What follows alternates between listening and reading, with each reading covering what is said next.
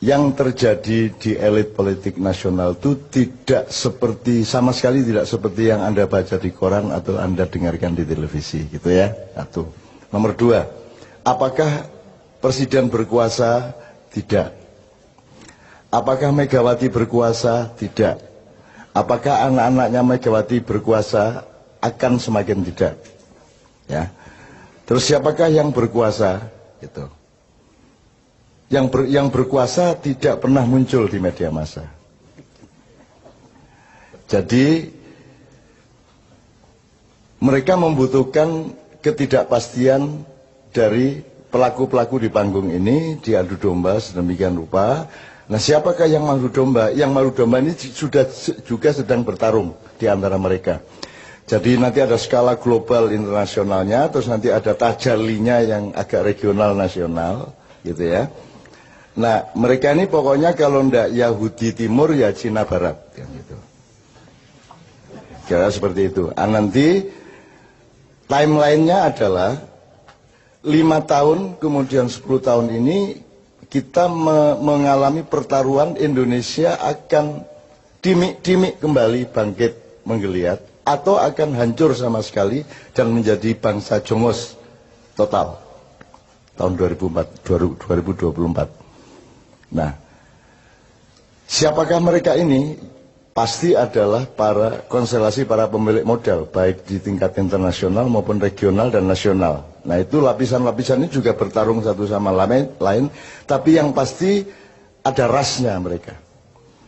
Yang paling bermain adalah orang-orang yang sudah datang ke Nusantara sejak abad ke-13, tetapi sampai hari ini mereka berposisi masih tamu secara kultural di Indonesia. Lagi engko jajal diskusi ning warung-warung, kok isih dayoh maksudnya piye gitu ya. Ya. Jadi ada orang yang sudah kerja dan kaya raya di sini, tapi dalam hatinya masyarakat Indonesia mereka masih tamu, jadi belum pantas jadi gubernur sebenarnya. Lu kok ngguyu gitu?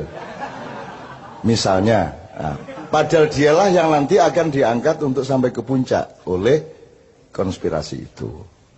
Karena nanti yang diciptakan adalah sistem-sistem yang menguntungkan roti dan keranjang-keranjang mereka bekerja sama dengan konstelasi internasional. Nah, jadi saya ingin memperingatkan, kue isih dayoh, kue aja banget-banget lemu pecicilan, ya. Iki Indonesia iki aja rumangsamu ming kaya sing kok sangka. Ono liya-liyane loh di Indonesia ini. Bangsa Indonesia itu banyak. Dan ada segmen-segmen, ada level-level, ada kesatria-kesatria, ada kader-kader, ada bermacam-macam dari bangsa Indonesia ini yang juga akan menjadi faktor dari berubahnya Indonesia. Jadi jangan dipikir Indonesia akan berlangsung persis seperti yang kalian skenariokan. Ada macam-macam. Bukan hanya manusianya macam-macam, bukan hanya anak mudanya bermacam-macam. Ada arus yang menuju masa silam dan kematian, dan ada arus yang sedang bangkit pelan-pelan menjadi manusia kader Nusantara yang baru, yang semakin banyak jumlahnya di mana-mana, dan usia mereka 10 tahun lagi adalah usia pemimpin di tingkat-tingkat yang bermacam-macam. Maksudku kue iki pemimpin yang berikutnya, ini loh. Jadi siap-siap mulai saiki, ini ya. Oke. Muhtasib wis ben kursus dhewe kono. Tuh. Karena dia punya kesibukan sendiri yang sifatnya kosmis ya, dia kosmis. Pokoknya dia hubungannya sama Tuhan, konflik tiap hari sama Tuhan. Piye to karepmu kowe iki? Nah gitu lagi gitu. Itu urusan, itu kan salah satu hiasan Indonesia sehingga disukai para malaikat karena ada kaumul muhtasibin gitu kan. Oke. Oke ya, jadi singkat kata begini. Anda jangan benci Jokowi, jangan benci Mega, jangan benci siapapun yang seakan-akan sedang berkuasa. Anda harus merasa kasihan kepada mereka. Dan doakanlah Jokowi yang terus-menerus mendapat tekanan. Anda tahu kan kalau SBY itu kan selalu ragu. Kalau yang sekarang ini tidak ngerti apa yang diragukan atau apa yang ditegasi. Itu. Masih lumayan kalau dulu kan masih ragu terhadap sesuatu hal. Ini sesuatu halnya dia tidak ikut menentukan. Jadi arep ragu ki ora ana dalane, arep tegas ya ora dalane, akhirnya sing metu iku dudu saka atine, dudu saka pikirane dhewe. Gitu ya. Jadi kita doakan mudah-mudahan beliau ini oleh Allah segera dibebaskan dari tekanan-tekanan. Jelas ya? Jelas maksudnya ya? Gue ngerti sastra toh? Nah. Sementara yang sangat bernafsu untuk bertarget tahun ini harus menggantikan orang yang penuh tekanan-tekanan ini, kita doakan mudah-mudahan dia tidak diberi kesempatan oleh Allah untuk bersu'ul khotimah. Iki ya jelas tau kudune. Nah, gitu. Jadi nek di YouTube iki berdebat sik lagi ngafirke aku ya toh. Itu teman sekalian wes. Untuk itu emang Anda terpengaruh dengan semua itu kan tidak. Anda kan punya kedaulatan, Anda kan punya kemandirian, Anda punya keyakinan hidup. Dan semakin hari Anda semakin tenang dengan keyakinan Anda. Dan Anda tahu rakyat Indonesia kan sama sekali semakin tidak tergantung kepada pemerintahnya. Mau dolar 18.000 gitu. Ora berpengaruh kanggone sing nggawa payung ning ngarepe mall kae. Wis pokoke nek nggawa payung ana udan nyeterke nang mobil entuk piro ning prapet piro kan Anda semua kan tidak terlalu terpengaruh. Bahkan di Jawa Timur anak-anakmu dan lantang ayo iki yuk gurung mundhaki BBM iki apa iki. Kurang ajar nang wis ae diunggahno ayo. Nang wis. Mosok gak mundak-mundak iki lho. Ayo diunggahno ayo sepur mesisan 4 kali lipat ayo apa ngono. Engko tak delete tekek ndek njero balas. Nek sak delete tekek supaya gak mlaku mesisan wis. Gitu loh. Pesawat-pesawat barang iki. Lho gimana kita mau bikin konferensi Asia Afrika itu kan Bung Karno punya karya, itu kan konferensi negara-negara non-blok lho kowe iki gak konferensi non-blok kok jaluk perlindungan nang jeraganmu iki piye njur pura-pura digawe pesawat tapi didandani sik le dandani regane luwih larang timbangane pesawat sing dikekke piye coba kowe. Kui kan ya Allah ya Rabbi, memang presiden itu syaratnya satu kok, harus tahu apa yang harus diragukan dan apa yang harus ditegasi. Iki ora ono bahane iki, arep ragu ya ora cetha, arep tegas ya ora cetha kan begitu. Kan nyenengke kok kuwi. Tidak pernah ada bangsa yang mendapat hiburan sebagaimana kita. Itu kan?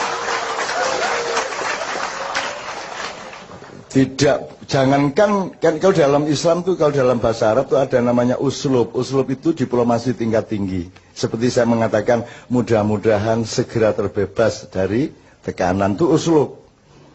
Ketika saya acara dengan KPK yang pertama, saya berdoa, ya Allah, segera bubarkanlah KPK. Itu kan uslub, artinya maksudnya kehakiman, kepolisian, kejaksaan sudah beres, bisa menjalankan tugasnya dengan jujur sehingga tidak diperlukan KPK. Jadi kalau KPK didoakan untuk bubar itu artinya supaya tidak perlu ada ad hoc lagi untuk mengurus korupsi kan gitu. Tapi orang karena pikirannya linier dan sastra kalimat aja tidak jelas.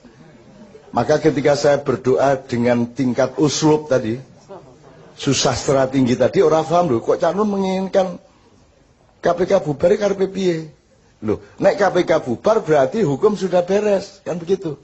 Karena hukum belum beres, pelaku-pelakunya belum beres, diperlukan perangkat pembantu pemain bon-bonan yang namanya KPK. Kan begitu kan? Nah, kalau sudah kesebelasannya beres tidak perlu ngebon lagi. Nah, Indonesia ini lebih lucu lagi. Pemain bon-bonnya hanya dimasukkan lapangan, yang pemain yang diganti tidak dikeluarkan dari lapangan. Bener nggak? Loh mestinya kalau diganti yang diganti keluar ki nggak tetap di dalam. Akhirnya gelut dewe sadu-saduan dewe. Kan gitu. Antara pemain pengganti sama pemain yang diganti. Kan begitu. Sampai hari ini toh sadu-saduan nggak karu-karuan.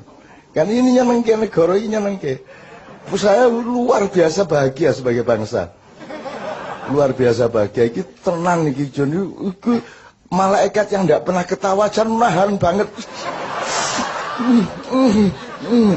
Jan kudu guyu tenan kemenungsan gitu.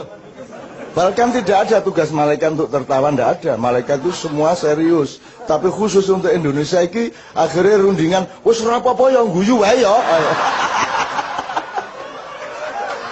Ngono kuwi ya saking lucune kok. Edan tenan ambo tenan. Lho wong piye to wong panglima tertinggi TNI kok mendapat gelar anggota kehormatan. Lu panglima kok anggota kehormatan. Piye logikane iki? Gitu lho, piye to iki? Aku kok dikai anggota kehormatan mak iya. Lho piye to iki? Lho aku ini. Jadi, wah malaikat ora entuk guyu piye? Akhirnya disentak karo Gusti, rentok guyu malaikat. Ah lucu tenan ini. Lebih itu coba itu. Maka Anda harus tahu itu bukan penjilatan, itu sedang mempermainkan.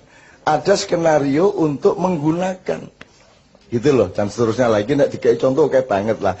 Dengan bahasa yang seperti itu, maka Anda sebagai orang makyat ternyata uslubnya sudah tinggi. Langsung mengerti. Luar biasa Anda. Di bawahnya baru ada yang namanya balaghah, itu ilmu komunikasi biasa. Nah ini balaghah aja belum nyampe, jadi nggak ngerti bagaimana ngomong sama Amerika, bagaimana ngomong kepada Singapura, nggak punya uslub. Kan tidak perlu menentang untuk menentang. Gitu loh. Kan saya sering sudah kasih contoh yang kecil-kecil toh. Gue nak diajak kerengan iki moro bisi ono. Gue nek kerengan karo aku mesti kalah. Gue semua gue melayu saiki melayu. Akhirnya mesti budidon melayu gawe padahal nek kerengan tangan ya gini kalah jane. Itu namanya uslub. Itu puncak dari balaghah ya Ustaz ya. Puncak dari balaghah. Itu teman sekalian. Oke.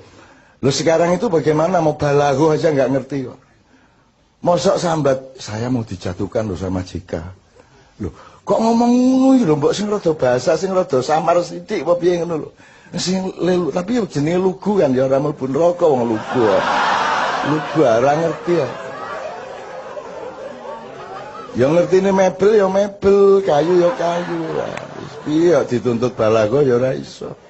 Jadi piye meneh, jadi tolong Anda jangan benci ya. Anda harus kasihan dan berempati dan berdoa setiap hari mudah-mudahan beliau segera dibebaskan dari tekanan-tekanan.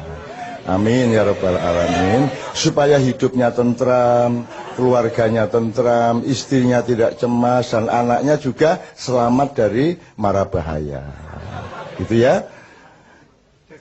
Ono elek ya ngomong, apik to ya. Apik to gitu loh. Uslub gua. Wah sesuk mesti do Twittere uslub.